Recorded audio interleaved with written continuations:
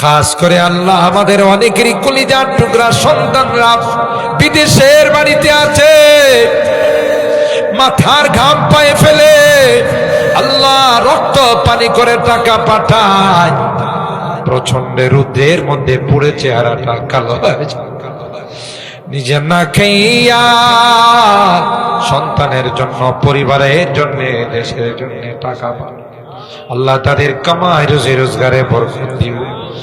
ও রব্বে করিম আল্লাহ তাদেরকে সহি সালামতে রাখো, অ্যাক্সিডেন্ট দুর্ঘটনার হাত থেকে তুমি হেফাজত করো, আবার আমাদের কুলে সহি সালামতে তুমি পৌঁছাই দিও। ইয়া আল্লাহ আমাদের এই গলানিয়া মাদ্রাসাকে তুমি কবুল করে নাও, ছাত্র উস্তাদ এলাকাবাসীকে তুমি কবুল করে নাও, মাদ্রাসার যত জরুরত আছে আল্লাহ গায়বী খাজানার থেকে তুমি পূরণ করে দাও। রব্বুল আলামিন আল্লাহ দীর্ঘক্ষণ পর্যন্ত বসে তোমার কোরআনের আলোচনা শোনার পর, জান্নাত জাহান্নামের আলোচনা শোনার পর, কবরের আলোচনা শোনার পর আমরা কিছু সংখ্যক গুনাহগার বান্দা তোমার শাহী দরবারে হাত উঠাই। আল্লাহ মেহেরবানি করে জিন্দেগীর সকল গুনাহগুলো মাফ করে কিয়ামতের কঠিন ময়দানে আমাদেরকে তুমি গুনাহগার বলে ডাক দিও না। কোরআনে পড়েছি রে গুনাহগারদেরকে তুমি গুনাহগার বলে ডাক দিও, আর বলবে ওয়ামতাসুল ইয়াউমা আইয়ুহাল মুজরিমুন, এ পাপিষ্ঠের দলেরা আমার নেককার বান্দাদের থেকে আলাদা। ওই দিন যদি আমাদেরকে তুমি গুনাহগার বলে ডাক দাও, কার কাছে যাব?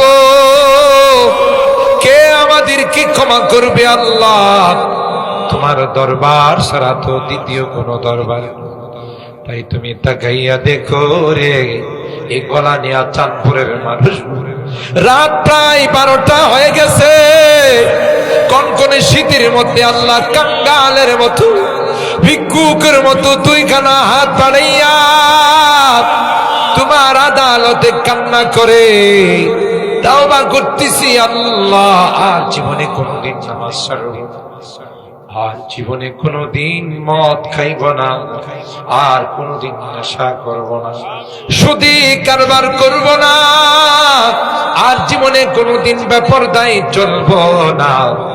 আল্লাহ মেহেরবানি করে আমাদের তাওবাগুলোকে কবুল করে নাও ইয়া রাব্বাল আলামিন। আল্লাহ